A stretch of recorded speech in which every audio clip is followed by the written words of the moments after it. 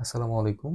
আজকে কথা বলবো হচ্ছে আ বিশেষ করে যারা অটোরিকশা বা অনেকে আমরা সিএনজি নামে অভিহিত করি।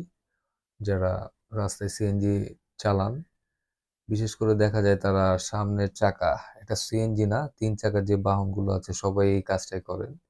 সামনের চাকা আপনাদের খোঁজ খবর ঠিকই থাকে। কিন্তু পেছনে যে আরো ২ টা চাকা থাকে, উম সেটা খুব একটা বড় জায়গা দখল করে রাস্তার চলেন।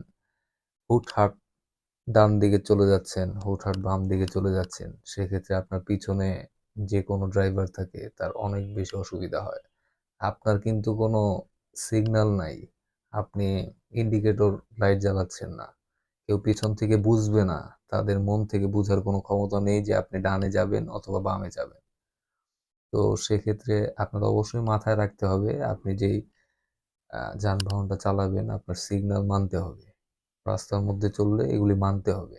নয়তো আপনি দুর্ঘটনার শিকার হবেন। আপনি নিজে অ্যাক্সিডেন্ট হবেন এবং আপনার জন্য অন্য একটা মানুষ রাস্তায় অ্যাক্সিডেন্ট হবে। হরহামেশাই প্রতিনিয়ত এই খামখেয়ালিগুলোর কারণে মানুষ মানে মারা যাচ্ছে।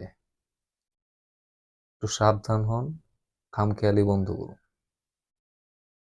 ধন্যবাদ। আসসালামু আলাইকুম।